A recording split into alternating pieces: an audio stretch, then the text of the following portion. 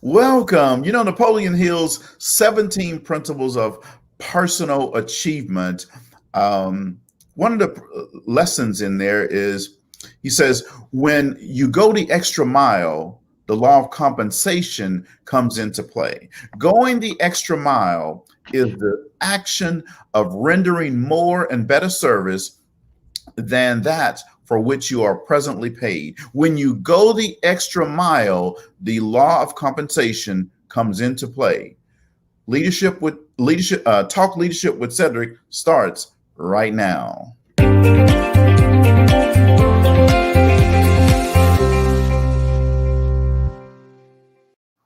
Well, hello and welcome. Welcome to Talk Leadership with Cedrick. Everybody needs a little TLC.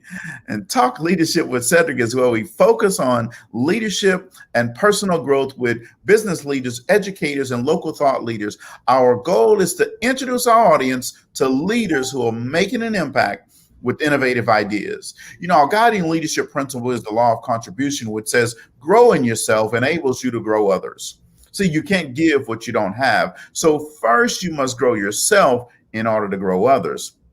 We believe that outstanding leaders like yourself will help us to help others. So tonight, we have another dynamic leader with us. Now, every week I like to do a proper introduction of my guest. So let me do that. So our guest is Miss Tywauna Wilson. Welcome, Tywauna. Thank you, thank you, thank you, Cedrick. So happy to be here. Thank you for having me on your show.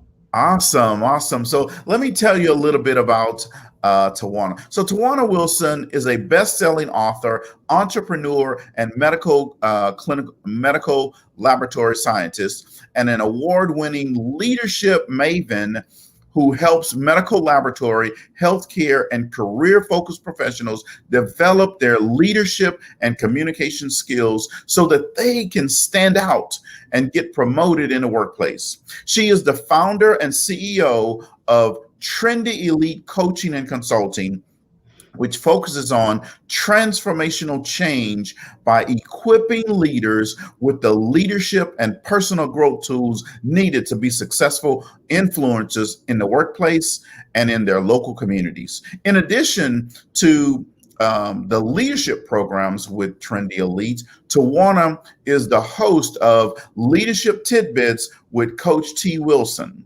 and Elaborate Topics. I like that podcast on the Direct Impact Broadcasting Network. Tywauna started her leadership journey in the clinical laboratory as a medical laboratory scientist, providing complex testing to aid clinicians in accurate diagnosis and patient care. With over 15 years of experience, she has served in a variety of progressive leadership roles, with her most recent being the System Technical Director of Chemistry and Toxicology for one of the top regional laboratories in Dayton, Ohio. In this role, she provides clinical experience, her clinical expertise, strategy, standardization, and collaboration to 5 hospitals. That means that she has a pretty big job, folks. That's what that means. 2 freestanding emergency departments and a core reference lab. Excuse me.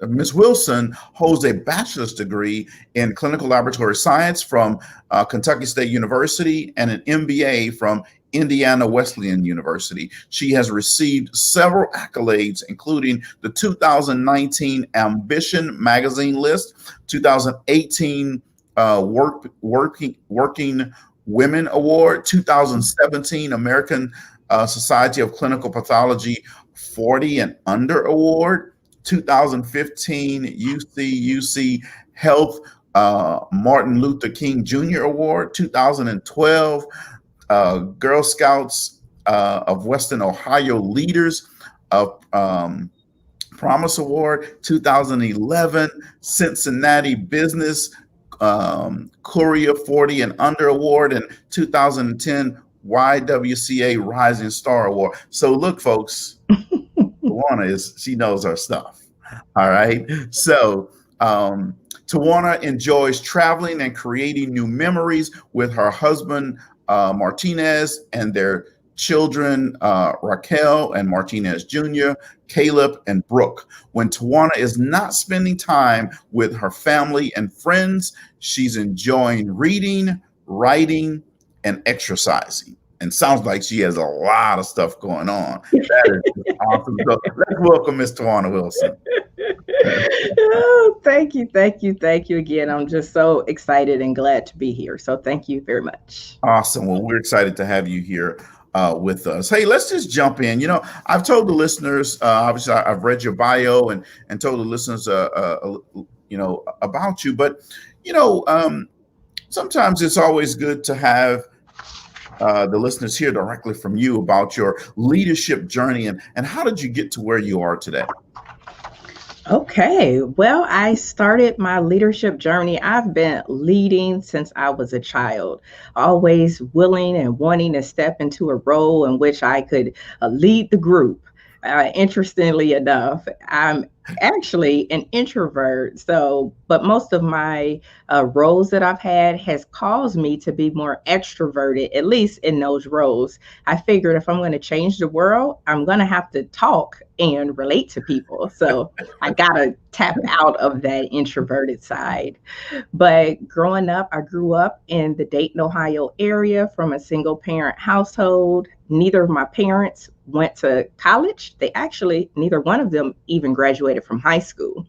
And so I'm a first generation college student. So excited about that. I went to Kentucky State, like you said before, an HBCU in Frankfort, Kentucky. Yes, Kentucky State is an HBCU in Frankfort, Kentucky. And yes, Frankfort, Kentucky is the capital of Kentucky, not Lexington or Louisville. Pointing out that HBCU, and we have someone that's helping represent the country now. That's an HBCU grad as well, right? Absolutely. I wouldn't change going to an HBCU for anything because it gave me my foundation as to who I am. It really gave me a great start. So I wouldn't change that for anything. And so that's where I got introduced to clinical laboratory science or medical laboratory science or medical technology. I know my profession has done a great job of confusing people with changing our name. Yes. And so I got my start. I've always loved science. I've always loved to read. And I originally thought I was going to go to dental school. And so I said, well, what degree am I going to major in? I said, I don't want biology or chemistry in case if I don't quite make it to dental school. And so I said, I found this clinical laboratory science. I'm like, what is this? And I looked at it and I'm like, okay, it has all of the science in it. Okay, this is great. And I'm like, well, it looks like it helps people. Well, that's what I do. That's what I love to do is help people. This might be a good fit. And this is before you had all of the CSI and all of what you see today that has glamorized laboratory medicine. And so I got into it and I have just loved it. I have loved being in the field. I didn't go to dental school.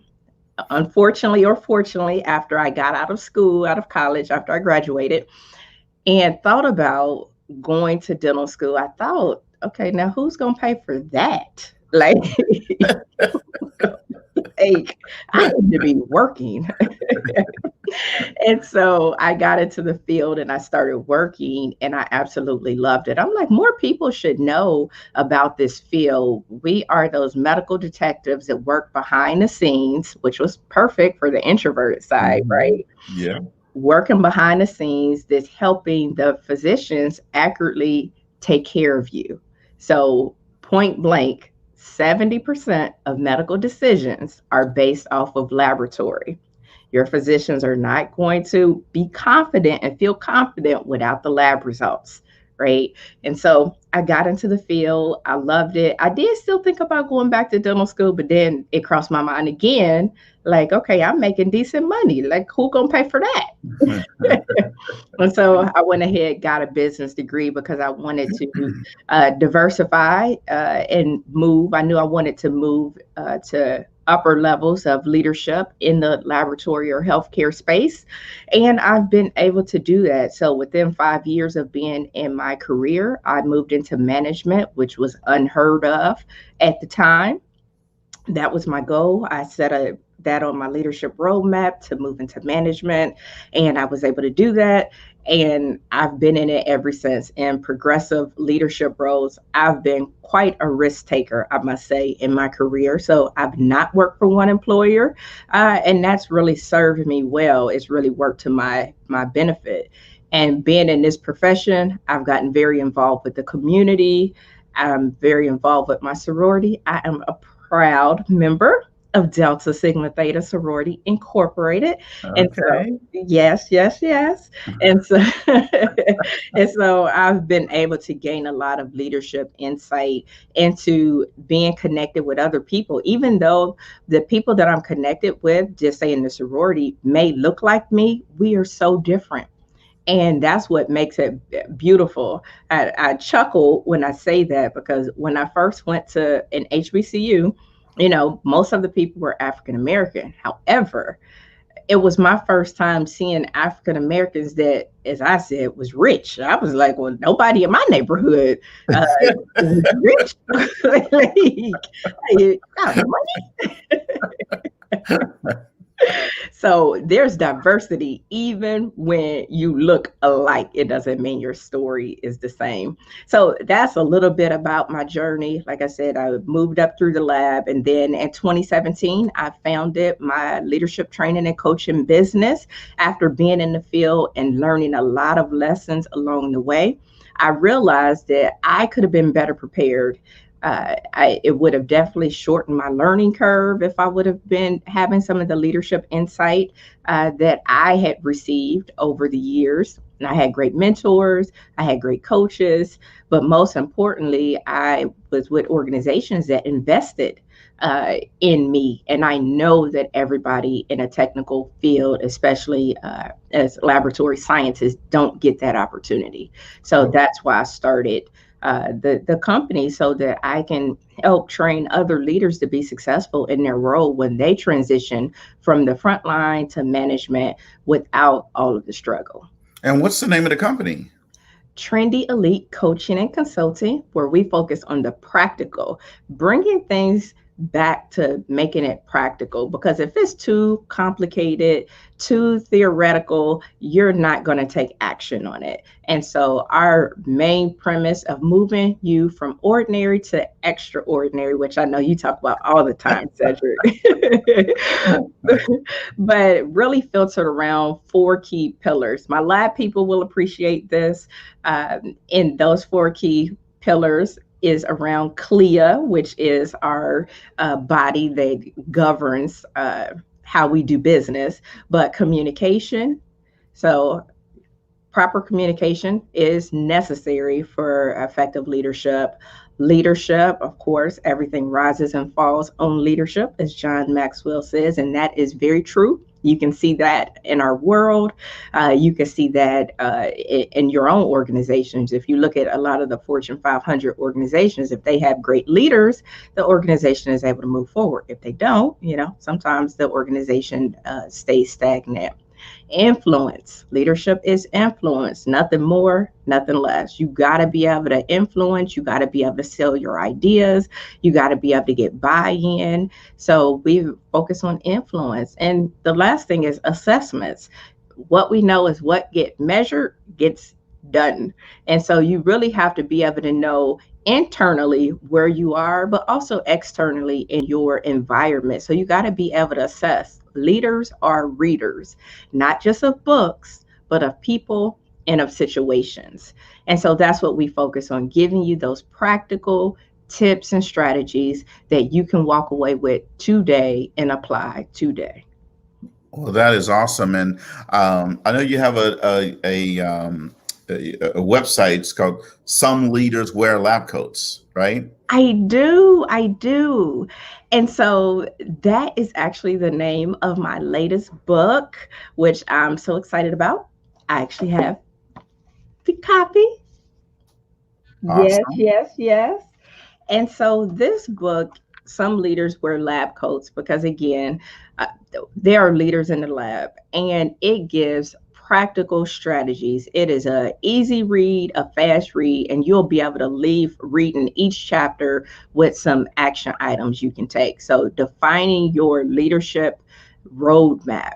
You need to know where you want to go, where you're going, so that you can figure out the steps and how to get there. What is your vision?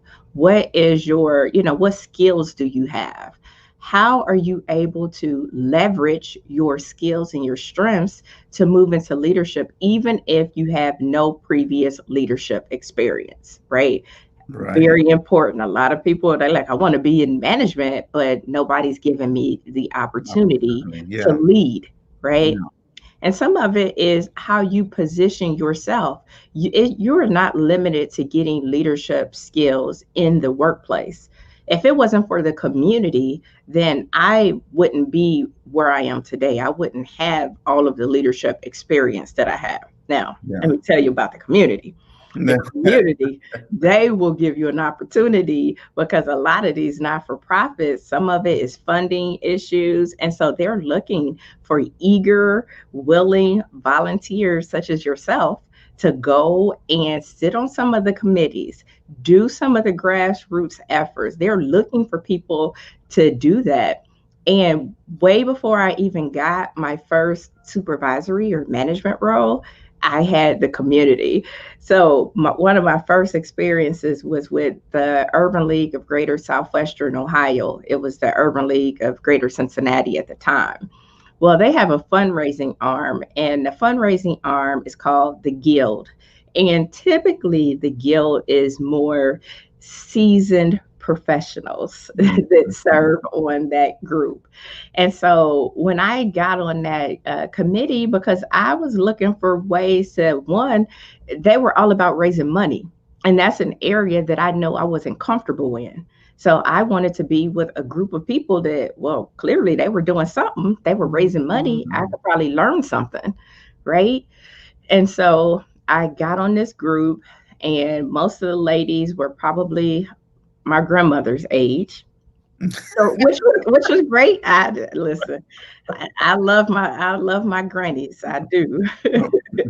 And so I got on the committee, and I started working with them and learning. And a lot of their practices to me were old school. I was a little bit younger. This was probably maybe at least 15 years ago, 10 or 15 years ago.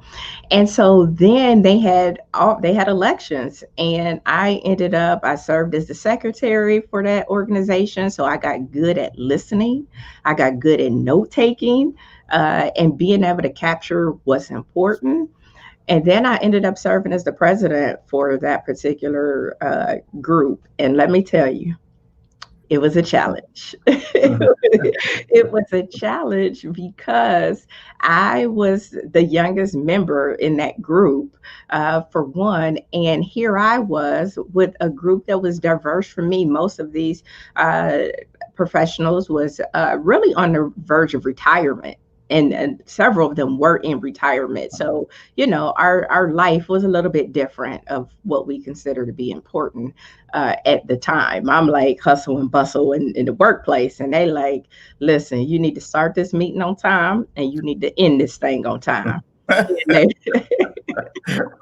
where do you got to go? Like, you have nowhere to go. So, and that's my theory. But, and so, and so, I served as a president for a term, which allowed me to be able to also have a seat on the governing board of the organization. And at the time, I was the youngest member of that board. So I got to be on the board of directors with hospital CEOs of major organizations in the Cincinnati area. And so it gave me exposure.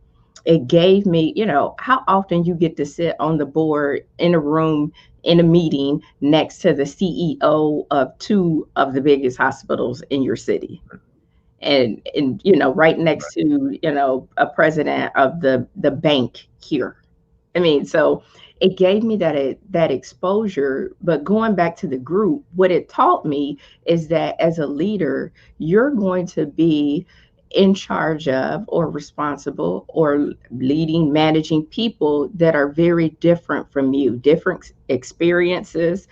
And I had to be able to communicate with them in a way that they could receive it. They weren't on social media, so some of the strategies for raising money, saying, well, we can go to social media, that Mhm. wasn't, going to win them over. They Right. like, we need to pick up the phone.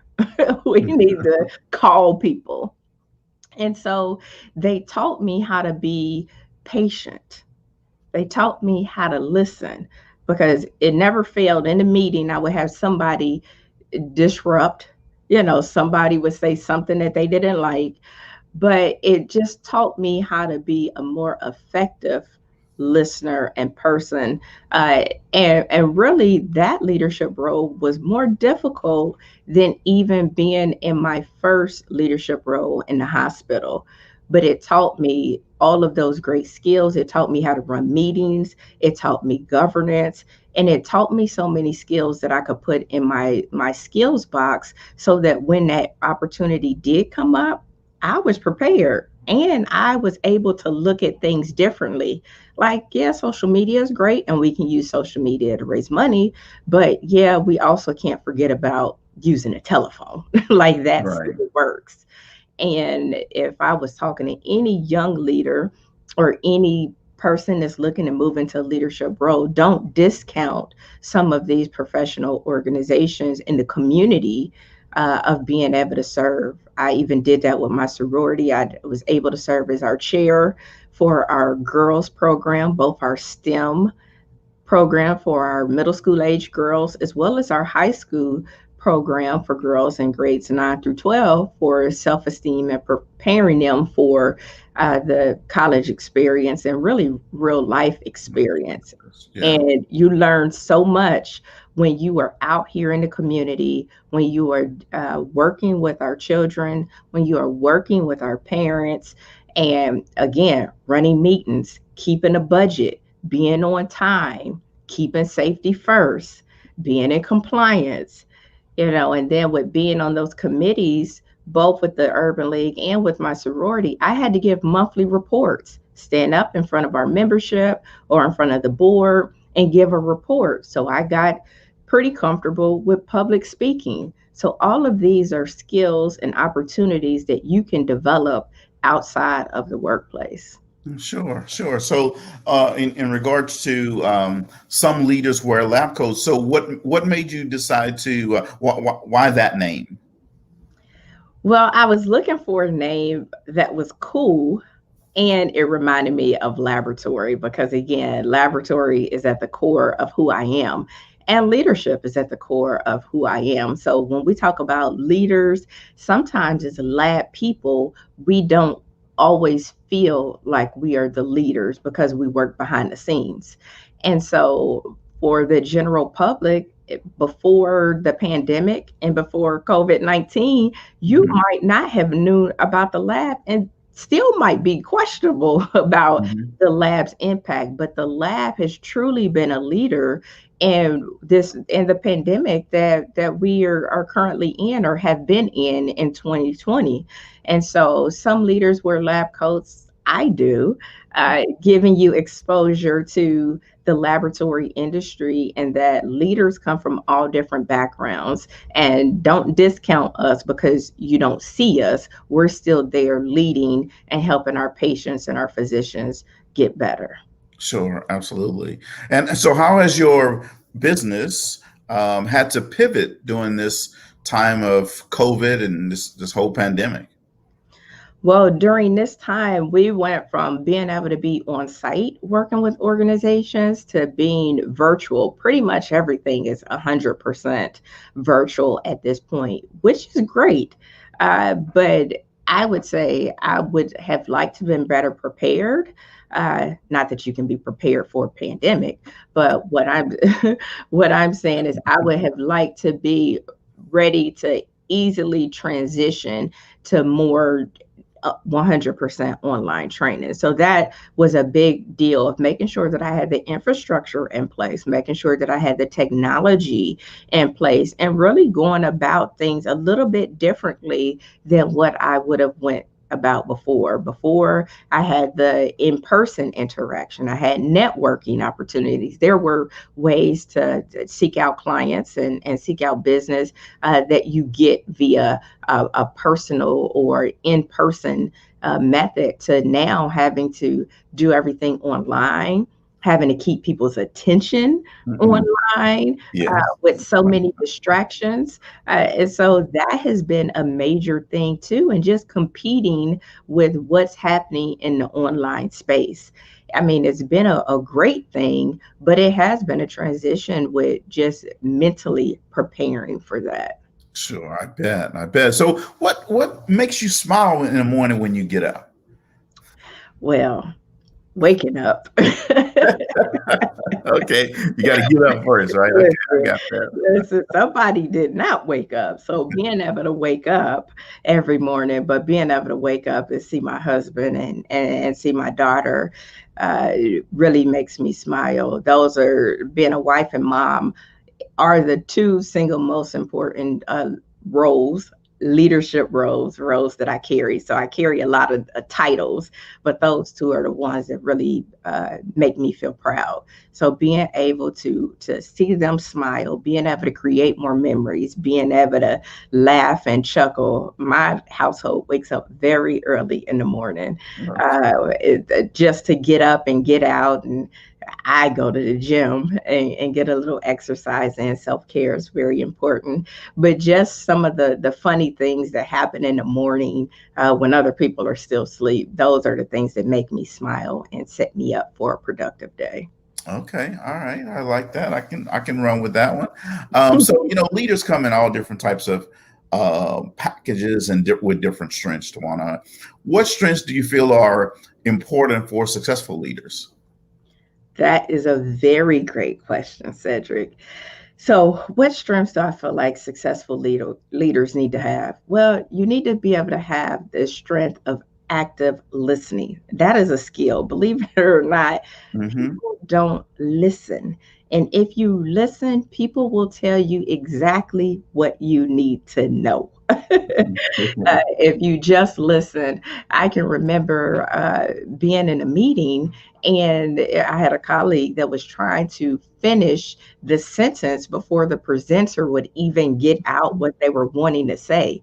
Just listen. Like, you don't have to finish the sentence. You don't have to try to, solve the problem, but you don't even know if there's a problem to solve, right? Right. And so being able to actively listen to somebody's needs, especially if you are a manager or supervisor and have people that report to you, you need to be able to hear their concerns, and not just hear them, be able to hear and be able to, understand, so that you can understand and be aware.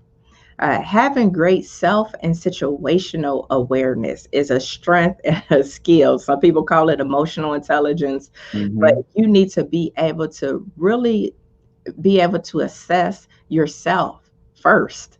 Is there moments that cause you to get very excited? I use excited. Some people might use angry or overwhelmed, because it's nothing worse than losing your cool in a meeting because you have gotten yourself all worked up. So being able to be aware of yourself and your emotions, especially if you have to deliver any kind of news that's unpleasant or Yeah. any kind of conflict management. So being able to be able to know how you're going to react in those situations, as well as being able to look at situations and figure out, what's the best way to handle those.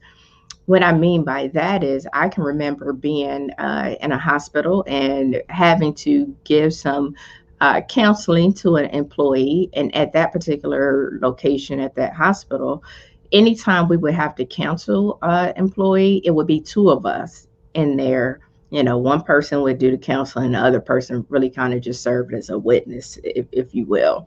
And so we used to do that in my office, and our offices were like teeny tiny, teeny tiny.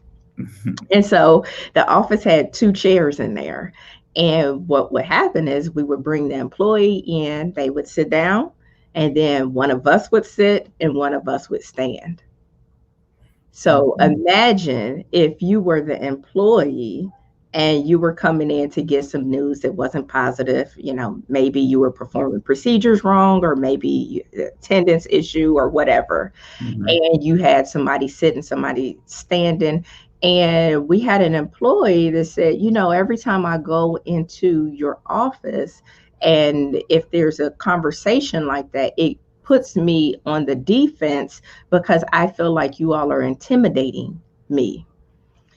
So, you have to be able to be aware and look at things from somebody else's lens. And I could see how that could, if I was in somebody's office and somebody was standing up, it doesn't mean that they meant to be offensive or anything, but we all come with our own background and Mhm. our own insight Right. as to how we view the world. But that was one of those things that really made me stop and think as a leader, is this situation inviting for the conversation that needs to be had, or for the discussion that needs to be had? So being able to be aware, sometimes we don't think about those things, but we have to start thinking about those things because we all come from our own background and Right. see the world slightly different.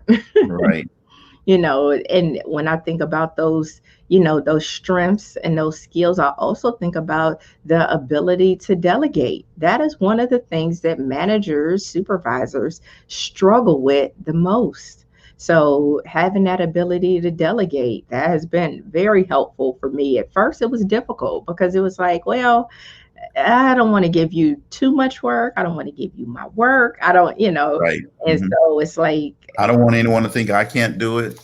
right. And Mhm. but what I was doing is I was being a hindrance because I know something, and I'll use the lab as an example. Every 2 years we prepare for an unannounced compliance inspection. And so our inspectors come and make sure that our laboratories are basically up to code and we're doing things in compliance with what is mandated for our industry. Mhm. I've been on both sides of the inspection. I've been inspected. I've went and inspected others, and I've been through it. I've worked through the checklist, but for me, just to take that on myself, when I have team members that need that experience, because at the Mhm. end of the day, if we do not pass something on our inspection, it's everybody. Everybody contributes to that. Exactly. And so being able to give them that opportunity to work through the checklist. So I'll say, hey, why don't you put together our crosswalk and then let's walk through it. So being able to give them that opportunity to learn, that's the only way that you're going to get better and understand why we do what we do. So having that ability to delegate is a strength, is a skill. Having the ability to be able to sell yourself when necessary is a Mhm. skill and a strength. Um, I interview people all the time. And what happens is I interview them, and I have some basic questions that I ask. But one of the questions I ask that people tend to struggle on is if I ask, what 3 or 5 tangible skills do you bring to the table that you do well? And most people they'll give me qualities like I'm a hard worker. Well, we're all hard workers. So what separates you from the next person that came in here and said they are a hard worker, a team player, and know how to multitask? And so when it comes to being able to know what you are good at, because if you can't tell me what you're good at, then I don't know. Right. I know what you put on that paper, Right. but I don't know how Exactly. that And translates. everybody, when they come into an interview, everybody can do everything, right? I've yet to have people when I was interviewing people to say, well, I can't use computers. I don't like, to work this or do this or do. People just don't have that list that they're ready to share, right? Right. Even when you ask people. So tell me a weakness that you have, or tell me something you're not good at. there's all the interview, the perfect interview things. Well, I when I get a project, I tend to not want to give it up, and I work on it. Sometimes I overdo it. I always stop people. Say, "Wait a minute now." Now that's a great interview answer, but I'm not the one that's going to fall for that one. Right. Everybody has something that they're not good at. So I'm not saying that that's going to eliminate you. Right. But I just need to understand if you know what it is you're not good at. Right. So yeah, so I am a C personality. I'm competent. I love data. I love the facts. I love all of those things that you could put in a checklist, right? So I want the information.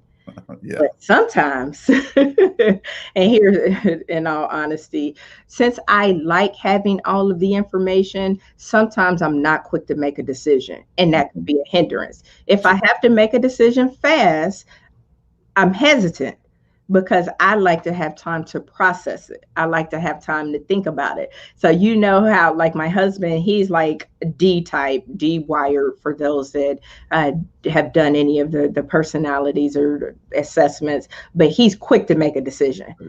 He just go right forward, and I'd be like, "Oh, you go, like that's good," and I'm like, "Okay, so like how much is that gonna cost? Like how much time we got before we need to give them a final?" So when those vendors come in to the lab, like Abbott Laboratories, I'm just throwing names out. It doesn't matter. I worked for them for 22 years. They're like, when you're making a decision, well, we're still evaluating. We're still thinking about it. We're still thinking about it, right? I get it. Yeah. So that means when it comes to selling me on anything, I don't like quick, pushy sales. But I do know, especially since I am in a leadership role in the workplace, that, my team counts on me to make a decision, and I can't be waiting for data and waiting. And so that's one of the things that I constantly work on, trying to look at it from different angles more quickly so that I'm able to make that decision more quickly. So if it comes to being an emergency or a crisis, I'm going to have to think about it. I'm not going to just, be able to make a rash decision right then. So I think that's an opportunity, and that's a weakness, just because sometimes you need to be able to make decisions very quick. Sure. Yeah. No, I definitely get it. Totally understand it. So, I'm going to go to the next question, but before we do that, we're going to have a round of would you rather. So, all right. So here you go. Would you rather know all the languages in the world or speak with animals? Know all the languages in the world. Okay. I told you I want to know it all. Would you rather get stuck in an elevator or on a ski lift? I would rather be on a ski lift. I'd rather be out in the open. Don't close me up in a contained, unless, now is Oprah on that elevator? That might be different. Oprah? Yeah, but if you stuck on that ski lift way up in the air like that, I don't know about that one. Well, I like adventure. I've been skydiving, so that doesn't. Yeah, that's right. You're one of those ones that jump out of a perfectly good airplane. Yeah. All right. Would you rather be a ninja or be a pirate? Ooh, I think I would rather be a ninja. You'd rather be a ninja. Okay. All right. Last one. Would you rather, no, two more. Would you rather pick the year that you die or the way that you die? Ooh, that's a difficult one. Listen, I think I would probably rather pick the year that I die, so I can get in everything. I can be able to get in every single thing and not leave a dream, a hope, a care, or anything left on this side. Yeah, then that whole year you're gonna be like, the minute you get sick, oh Lord, I'm dying right now. This is it.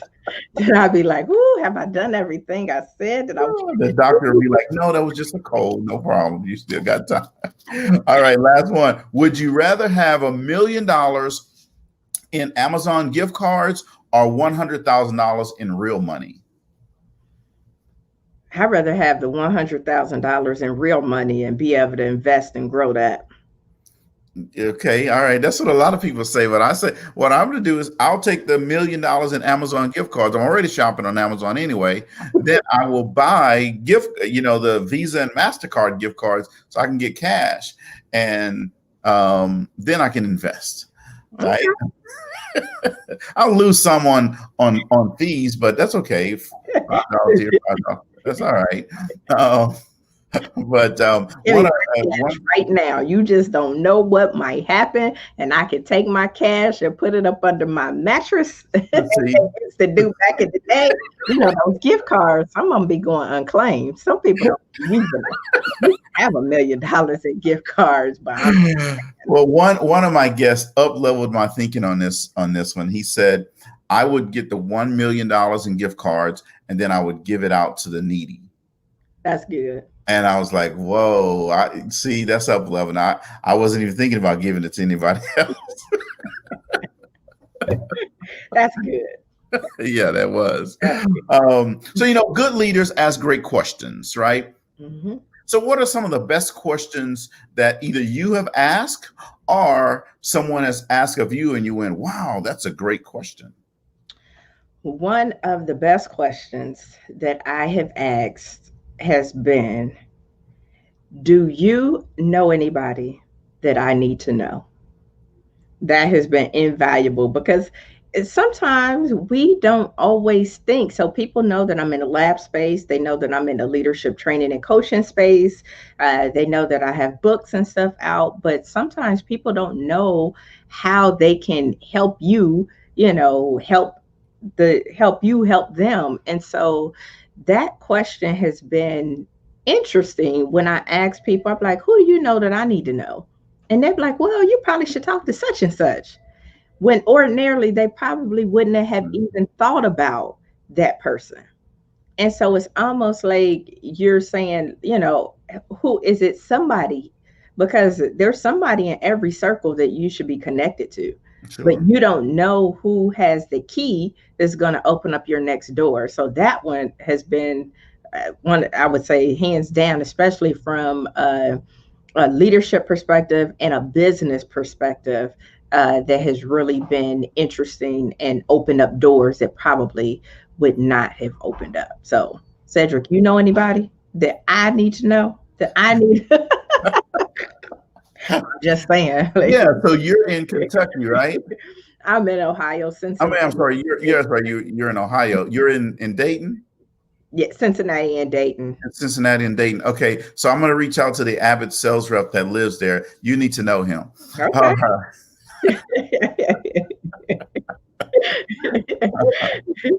And then I'd also ask, especially if I'm meeting with a boss or something, I ask one of those questions like, is there anything that I should be doing better from your perspective? So, you had feedback is a gift and you want to know, because sometimes people don't always just tell you, especially even if you're in a manager employee situation. Sometimes your boss doesn't just always say, well, you could be doing X, Y, and Z. I have found myself working for leaders who are not that direct. And so I asked that question, is there anything that I could be doing better? And, depending on if I've shared my career aspirations, is there any skills or any projects that I could be involved with that would help, that are in line that you see that I would be a good fit for? So that's another great question. And as you meet new people, I mean, tell me about yourself never gets, oh, can you tell me about yourself? And I know that's not really a great question. You think like, well, people say that all the time, but I'm telling you, if you just ask people about who they are, you learn a lot. Mhm. You learn a lot. So I know that, yeah, I'm about keeping it simple, right? So Mhm. simple is better, and simple gets you more than what you thought. And so as you are meeting people, can you tell me just a little bit about yourself? I like that. I like that. So, I know you say you get up at, I don't know, 2, 3, 4 o'clock in the morning and go work out. I'm still asleep. I'm not even trying to get up that time in the morning, especially if I'm getting up. I'm going to run to the refrigerator. I'm not going to work out. So, but you say, hey, you work out. So, it's just you at home and everybody else is gone. And you're like, oh man, I want to have some dessert. What dessert would you eat? I love cheesecake. So that is one of my favorites, but not just the regular cheesecake. I'm extra. So we have a Papados here, Papados Mhm. Seafood Kitchen, and well, they don't have it right now, but they have this praline cheesecake. I mean, it's thick and it has pecans in it and caramel. And so that is one of my favorites. So that praline cheesecake. And if you have a Applebee's that's still around, I don't even know if they still open all over, Mhm. but they had this dessert called a blondie. It was a maple butter blondie and it had ice cream on top. And then I love nuts. So I love pecans and walnuts. And yeah, so Okay. yeah. All right. It's amazing that you say that because about 2 hours ago, or maybe an hour and a half ago, I was looking on Papado's website because Papado's is in Texas and we have like, I don't know, 7 of them in Houston. So um, I was looking to see if they brought back their pecan sweet potato pie. That was good too. It's very good. And Papa knows if you're listening, I don't know what stopped you, but since the COVID crisis, you stopped with your pecan sweet potato pie. People want that. They sure do. I mean, that might be what they need to get by. So bring that back and your praline cheesecake, because I only got one Papa Do's in my area. And I'm Oh, telling you, you need to bring back those desserts because people will be a lot happier. yeah, people would be a lot happier. We have I don't know, it's about 7 locations. So I mean, within 20 minutes, I have 2 of them within 20 minutes of my house. So um, yeah, Yeah, I that's love one of working food. my If you know somebody that works for Papado's management, send them this video. They need to know what customers are saying. Okay, bring it back. So, hey, what are 2 or 3 things an individual can do to achieve their goals? Take action. No, but in all honesty, you need to have a vision. So you need to know what it is that you want to do. So we talked about working out earlier. And one of the things I want to do is I love to eat. I love to eat my praline cheesecake. And so, in order to be able to eat that and not look like that, then I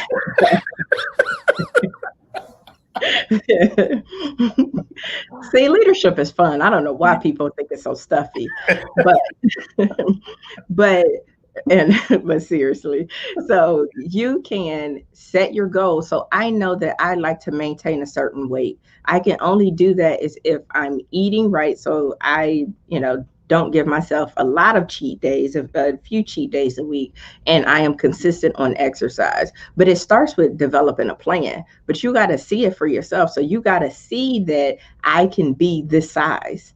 And it has to mean something for you in order for you to be able to reach your goal. So I can see it vividly and I like to wear certain clothes. I like to look nice in my suits and my red jackets. I don't have a red jacket on today, but I usually have on a red jacket or a red dress. And so I like to look nice in my clothes. And in order to look nice in my clothes and feel great about myself and have muscles, I like those Angela Bassett arms, then Oh, then I know that I need to have a clear goal for myself and make those manageable goals. So if my overall goal is to, lose 10 pounds, okay, mhm, what do I need to do to lose 10 pounds? Step one, I need to commit to cooking. So out of 7 days, I need to commit to being able to eat at home for at least 5 of those days, right? So right. small, manageable steps. I know my metabolism as I start to mature in age, I gotta move. My job at like when I'm in the lab, I'm not moving as much. So I know I have to get to the gym more frequently. So I need to be in there about 5 times a week. And I need to be in there doing something, not just in there on my phone, on the treadmill, casually walking by, strolling. I need to be in there hitting it for that time. But making small, may having a clear vision, small, manageable tasks that you can do to reach the goal. And then you need consistency, but most importantly, you have to take action. Action. So that's what I would say. So whatever it is, whether it's getting a degree, what does that look like? Well, first you got to fill out the application to get into school. Step one. What is your time commitment to be able to go towards education so that you can set down? That's going to require me to, study 2 or 3 hours a day. So you have to set those tangible goals so that you can be successful to the big goal. A lot of times people say, I want to retire by 50. Well, what are you doing today? Like, what are Right. those small, manageable tasks that you can do to Yeah, be successful? So absolutely. Absolutely love that. So what's the best thing that's happened to you this year? my book. No. So the best thing so the best thing that has happened to me this year is publishing my book. I have had several bestsellers, and most of them have been collaborations, but two of them. So my Leadership Tidbits is a series that I actually created, visionary author of this series, and brought other leaders with me along the journey. I was a visionary for this project and actually published this project in June of this year. So I took some leaders with me who had never published before. And so we were able to create a product that we're very proud of. And then a few months later, I actually did my first solo book. Some leaders were lab coats. So I was very proud of that, of really sitting down and getting it done. So many people want to write a book and say they're going to write it. Mhm. Honestly, I started on this book last year when I was on maternity leave, and I was okay. I'm going to get it done. I'm going to write a little bit, and I just didn't.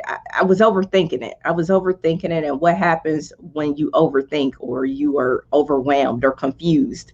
You do nothing, right? Mhm. And so I got with the right book coach to help me, because even though I had done it before, you can always learn from somebody else. And so I got with a book coach to help me come up with what I was trying to do, because I'm like, I need to have this 300 page book. I'm making it, listen, I got dramatic. I was just going too far. And she's like, listen, keep it simple. She said people's attention span, they really are not going to read over 100, 150 pages anyway. She said most people buy a book and they don't get past the first chapter. So Mhm. she was like, what is it that you're trying to do? And then let's get it on paper. And within a month, my book was done. And Wow. so, yeah, so it was that creating that goal of wanting to do that, because I know how important that work is to get to people, especially if they're new in their career and they don't know where to start. They So I don't know see the how. name. So I see the name is Some Leaders Wear Lab Coats. Is this book only for laboratorians? No, it is not. It's for any leader, actually. So, any young leader, any new leader, it gives you those basic tips and strategies to be successful. 7 key areas that you need to be successful. I do use lab examples just because that's my background, and Mhm. again, wanted to have something special for lab people and give other people exposure to laboratory medicine. But no, you do not have to be a lab professional to read the book, enjoy the book. And after you read the first chapter, you will be able to start implementing right away. I tell you about my story. You heard all of those accolades and stuff at the beginning, but it didn't start out like that. The very first word in the first chapter is fail. And so, I want people to know that, there's going to be some failures along the way. And as leaders, you should expect there to be some failures along the way, but Well, you keep pushing. that's actually pretty great that you said that, because that leads to my next question, which is, so, you've had a lot of success, but tell us about a time that you failed and what you learned from it, and how did you overcome it? That is a very good question. So I've had tons of failures along the way, but I think about, and I've shared this story with you before, but I think about even starting in a career field that I love. It was almost like, have you ever watched one of those sitcoms and after the first season it was canceled? Yeah. Well, yeah, that was almost how my career was. So I got I got the degree. And in this field, you have to be certified. You have to be able to pass the test. If you are not certified through one of our agencies, then really you can't work in a hospital laboratory. Mm-hmm. And so I graduated from school. I took my certification test. It was on the computer, and I got a whopping FAIL. Oh, Yeah, that's what I said. no. Yeah, Oh, yeah. And so I had already started working because most employers will hire you contingent that you pass your certification test within a certain amount of time. So I took the test, did not pass it on the first time. And then at that time, how the test was set up, you had to wait about 3 months because you can only take the test during certain time blocks. So I had to wait another 3 months, pay another $150. Listen, I just graduated with student loans, struggling. And so had to take the test again. And on that second time, I went in there, felt better than the first time, and failed. I'm like, wow, you got to be kidding me. Like, fail? Like, what do you mean fail? Who the heck? Get somebody in here. Is Check fail this. the new word for pass? Listen, right. Somebody needs to check. Something is wrong with this computer. It has to be. And so, by that time I was shook. And, that 6 months had went by. I was running into the end of what I had to be able to pass the certification test to keep my job. I had one more shot. And if I didn't pass the test, then I was going to be terminated from my employer. So I had to wait another 3 months to take the exam again. So this time I'm trying everything. I'm like, shoot, because at this point, people at work are laughing. She can't pass the test. She done took it twice. And, I'm starting to feel about this big. And Yeah. now I'm starting to question, everything. Am I in the right field? Did I choose the right thing? Can I do this? Like, so I'm starting to feel, lost. And so there was a man at work, I'll never forget it. And he was like, you can do it. He said, you just need to study. He said, I'm going to bring, his daughter was in medical school at the time. And he brought me her medical school books. He said, here's these books, whatever you need, I'm going to help you to pass this test. And so I would record on the tape recorder. I would record and study, made flashcards. And so, but at third time, and he said, most importantly, he said, don't give up, but I'm going to keep praying for you. I'm going to pray that you pass it. Don't worry. And that third time, 3 times is a charm, I guess. When I went in there that time, I'm like, ooh, I'm turning this over to God. Either I'm going to pass or I'm not. Either I'm meant to save lives or I'm not. And so I went in there and it said PASS with the green. I was like, oh, Jesus, what he doing?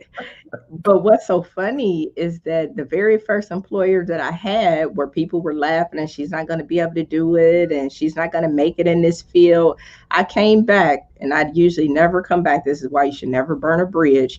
But I came back to that employer. So I was recruited from that employer about 15 years later to serve in a system leadership director role, overseeing all of those hospitals, discipline for chemistry, which is a huge area of the laboratory. First African American to hold this role. It's not about race, but I'm just telling you that, it doesn't matter how you start, but how you finish. You have the power to change the narrative. And since then, I've been a leader at top institutions. I've been a leader at one of the top children's hospital in the country. I have 1 minute left. Oh, so I said all of that to say that it doesn't matter how you start, but how you finish. And so keep trying, keep pushing. What's meant for you, you will have, and you'll be able to change the world. Absolutely. So tell us how someone can stay in contact with you. So you can stay in contact with me by going to my website, someleaderswearlabcoats.com. All of my contact information is there. I also have a free gift for you all. So you can text me at 513-643-2281. Text me with the word VIP because we are on Cedrick Show with the TLC, and I like VIP. So for all of Cedrick's audience, if you text me at